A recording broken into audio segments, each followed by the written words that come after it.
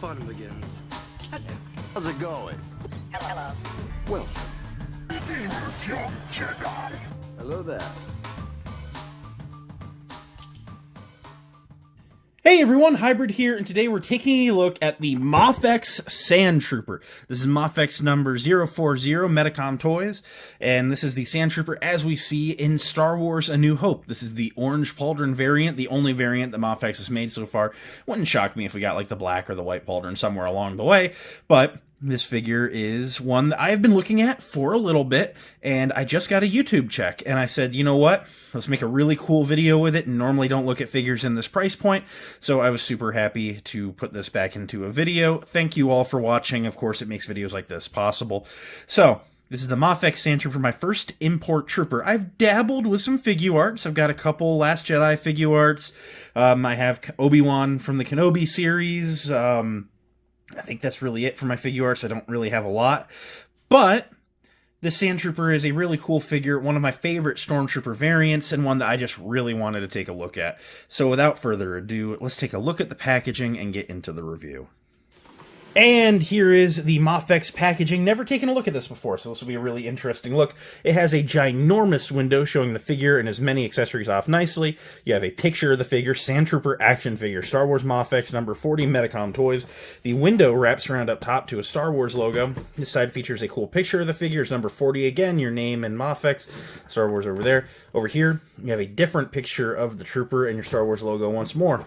Around back, you have the Star Wars logo next to some anime writing. You have your picture of your figure, your picture of your accessories, DLT-19 heavy blaster rifle with a bunch more anime, and then a bunch of legal stuff, StarWarsJapan.com, Mafex, bunch of legal stuff down below, and a barcode. So very standard action figure stuff that you would see on a lot of your other imports. So really interesting packaging. Looks good. I like the presentation. It's actually a rather large box. It's wider than like a Black Series box, about the same height. A little bit deeper too.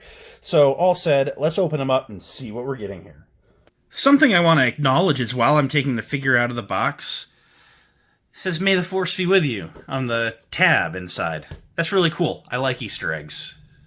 So here's the Mafex Sandtrooper out of the box. As always, we're going to start by taking a look at the accessories. So, while a big thing with your import figures is you get tons and tons and tons of swappable hands, this guy only comes with 2 sets, but they are the 2 most important ones. So, out of the box, he comes wearing 2 open, relaxed hands, and they work really good for supporting the barrel of the gun while he's holding them. And then he comes with 2 trigger finger hands, a left and a right, and focus, there we go. And they're sculpted very nicely. They have a nice trigger finger in there, and they are painted nice matte black. They have good weathering on the back hand plates. They look really, really good. So you can't really complain there. And then weapons-wise, it comes with that DLT-19 that was mentioned. And this looks very good. It is in a kind of matte black coloring, and there is no paint, no weathering whatsoever on it. It is just black, but it does look very, very nice. It is a sturdy plastic. I can flex it a little bit. It's not rubbery like some Black Series weapons. I feel like if I tried to bend it more than that, probably would snap it, which is not the goal here. We're not trying to snap it. And then he comes with your standard Stormtrooper E11, again in that matte black, looking really, really good. Has the banana clip off to the side, no flashlights like the new Disney Plus ones have. Looks really good. Looks like a Stormtrooper blaster. And then setting that aside, taking a look, he does come with a figure stand. However, there are some frustrations with it. Don't get me wrong, this is an excellent stand. There is an articulating arm with manually opening and closing jaws that are meant to like wrap around the figure's waist.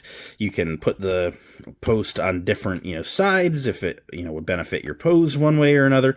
However, just because of the engineering of the figure, he's wearing his backpack. It's got these pipes that go down past his waist. There's just no way to get a grab on his waist. So, unfortunately, the stand is a bit of a waste. Yeah, that was good. But yeah, it's fine. I'm happy that they included it, and I'll use it on some other figures somewhere along the way, but I just, you can't use it on this guy, which is a little unfortunate. Taking a look at this guy, though, I gotta say, the big selling point for me was the weathering. The weathering here just is gorgeous. Base plastic is white. And then there's just a very subtle sandy tan overspray everywhere. I don't believe it is a wash, although there's areas that there is definitely a wash that I'll point out. But there's a little bit of a tan overspray everywhere, and then there's a darker kind of brown color wash, and you can see it very accentuated on the lines of the leg armor and around the cuff there, the abdomen area, the biceps, spinning them around back. It's very accentuated on the square ribs on the back of the forearm bracers. Just very, very nice and neatly applied, and it does look very, very good. It's very consistent. There's very few spots that it's not intense. Unfortunately, on mine, they're largely in the front. There's a little white on the belt, there's a little white in the center of the chest, and there's a little white right on the bridge of his nose, both above and below the brow. That's a little frustrating, I confess. But generally speaking, it is very well applied over the figure, including on the backs of both included hands, which we do like to see. So it's nice. I do like what's going on here. Very, very well done by Mafex, and it's a clean application. Really quick, I do want to do just a brief visual comparison. So we have a Black Series Sandtrooper. This guy came out all the way back in 2013 in the very first wave. Now we're getting a new one later this year, but it's not here yet. But it will be on the Rogue One Stormtrooper body, which we have here. And so just to give you a little bit of comparison, this is how he comes just out of the box. He stands slightly taller than both Hasbro offerings. If they're 6 inches, this guy might be like 6 1/8. It's just a little bit. It's subtle, but it's there, and I'm here to acknowledge those things because I'm nitpicky. That's why I review toys on the internet. But he does look really, really good next to these guys. They all generally blend together pretty well, so no gripes there. One thing with the original trilogy Stormtrooper helmets is everyone had a quirk. You can kind of tell, what costumes were reused for what scenes because of variations and wobbles in the black brow over the eyes and stuff. And so even though the helmets are different across all three of those figures, because of that logic, they generally would look good on the same shelf together, no matter what. Comparing the Hasbro and the Mafex offering, really the big thing here is just the Hasbro pauldron is just bright orange. I don't think that's necessarily wrong, but I don't mind this more muted orange either. I think generally they both look like how a Sandtrooper appears in my memory. And I gotta say, considering this is Hasbro, they did a pretty good job on the weathering here too. I mean, a lot of people will claim that this weathering holds up to date. However, this is a 2013 body and the articulation is rough. But look at all that dry brushing on the rifle too. I mean, they put some effort in on this Sandtrooper. It cannot be ignored, the effort that figure had. And this guy has plenty of effort all on his own too. But a couple of things that I do want to talk getting into it. I gotta say, there are little things about this figure that annoy me. Things I don't think should be annoying me for the price point. I haven't pegged an MSRP on this, but I was able to pick this up new in box on eBay for $70, and that feels like a deal. It seems to be a little bit more if you hop around online anywhere else, between $80 to $100 generally everywhere else. So, the fact I got it for $70, I feel pretty good about. But for a $70 figure, these small things just annoy me, and I don't think they should, considering they don't annoy me on the Hasbro offering. He has this beautiful backpack, and this is a lot of the issue for me. The backpack is sculpted beautifully. It is painted beautifully. There are so many fine little details on it. I have no gripes with the backpack at all, except it is glued on to the back of the figure. And so something that I don't like is he has a double abdomen crunch, and the upper abdomen crunch is permanently leaning forward, and you can't lean it back because the bottom of the backpack is kind of like touching the bottom abdomen area. Like he is just permanently in like gamer pose, just slightly hunched forward. And I'm just not huge on that. I don't really like that. It affects the posture. I don't really like that.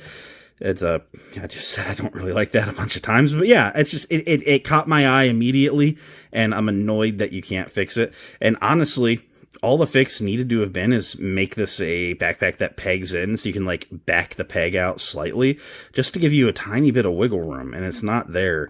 Or notch out in the bottom a little bit so that it kind of just matches the lower abdomen so they can notch into the backpack a bit.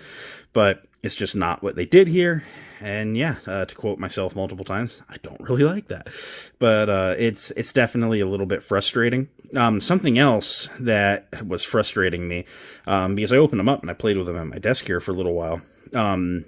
Swappable hands, right? Generally, I don't think most figures need them. I think your C grippers are enough. But if you're going to do them, there's a balance. So they unplug very easily, which I like. And the hands are actually very rubbery, which is nice.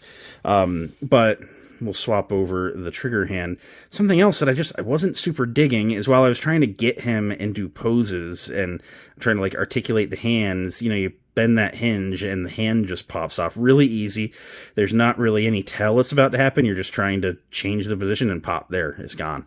And it's just, again, a Hasbro figure, they're not swappable, so they peg in kind of tight, so you just can't do that.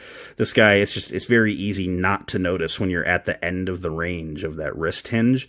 And yeah, I'm just not super huge on it.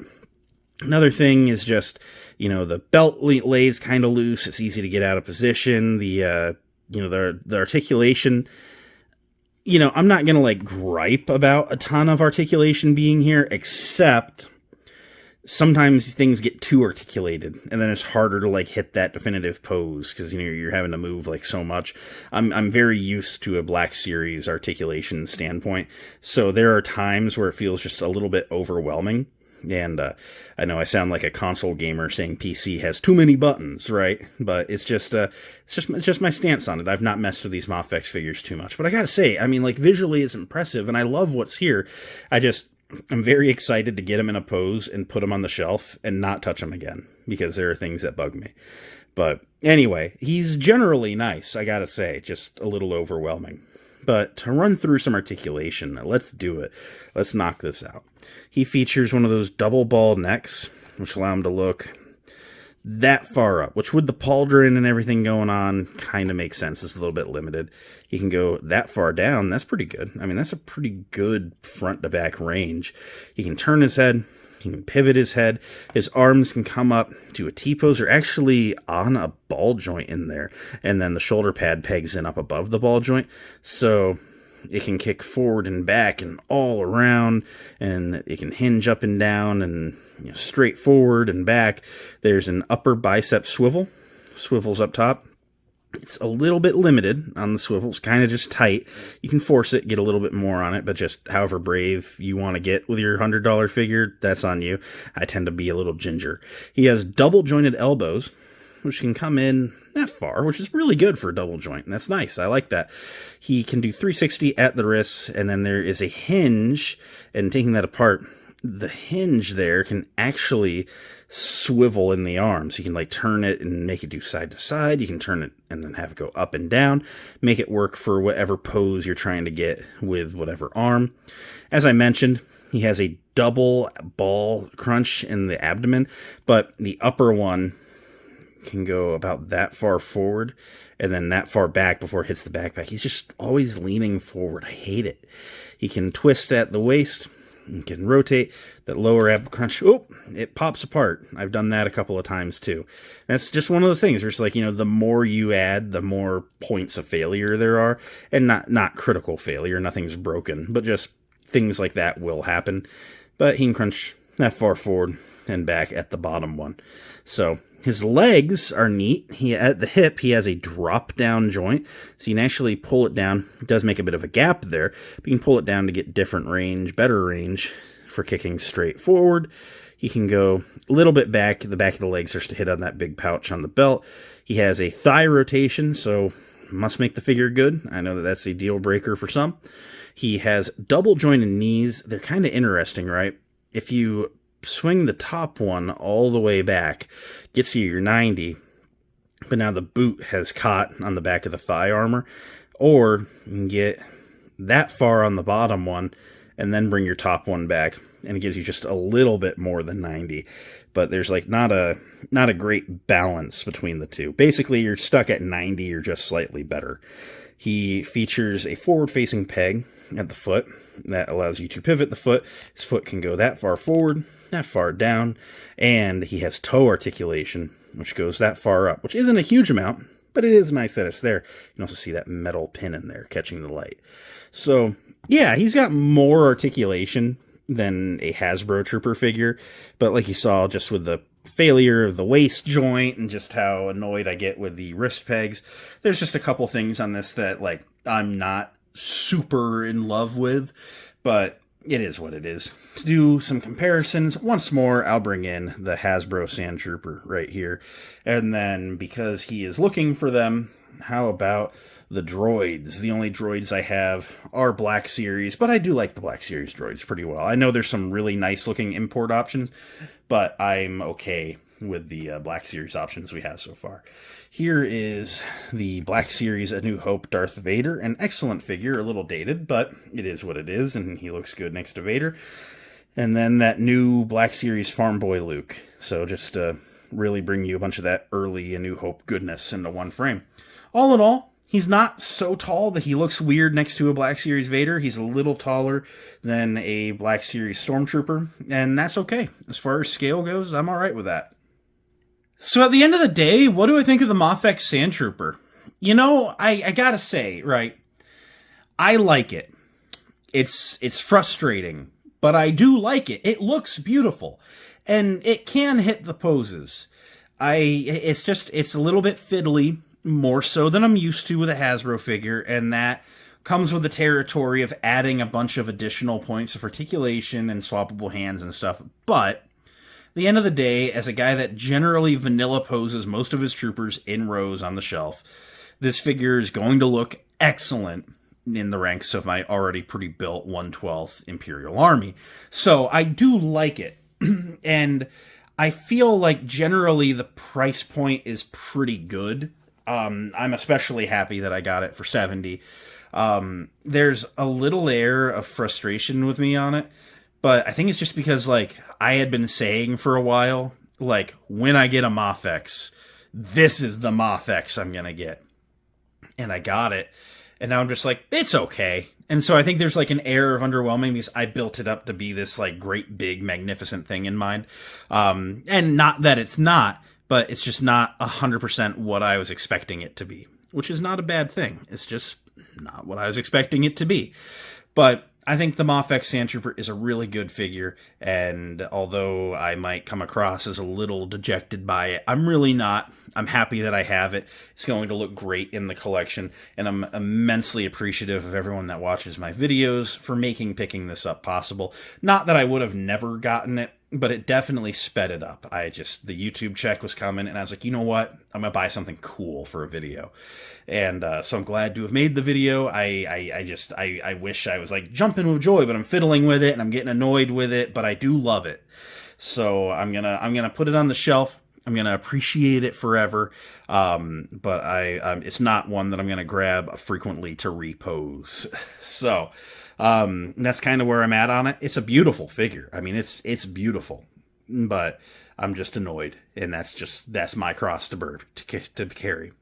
So anyway, what do you think? Should I look at other imports? Is there anyone watching that collects a bunch of Mafex? Do you have any recommendations? So I know the Mafex Bo-Katan is really, really popular, but I like the Black Series one a lot. I know it's not perfect, but I like what we've got enough that I'm waiting for someone to give us a Season 3 Bo-Katan before I just go and buy a second Season 2 Bo-Katan when I already like the offering. That's generally where I'm at. If I can get a 1/12th offering for $25 in the Black Series that I like, I'm going to go that route. And that's just where I'm at. But if there's a significant upgrade or a character that Hasbro hasn't made, it might be worth looking at. So if anyone has any recommendations of Mafex figures that Hasbro either hasn't done or has done very poorly, let me know in the comments below. I'd gladly look at some. I'm generally of the opinion that Hasbro does figures better, depending on your metrics, of course, but the metrics that I judge mine on, and that will be a Topical Tuesday coming up soon. But again, I would like to look at more Mafex figures. So anyone has any recommendations, let me know in the comments below. Thank you all for watching. It means a lot that you do all the time. It makes things like this video possible. So thank you very much. I'll see you next time. Until then, may the force be with you, and goodbye.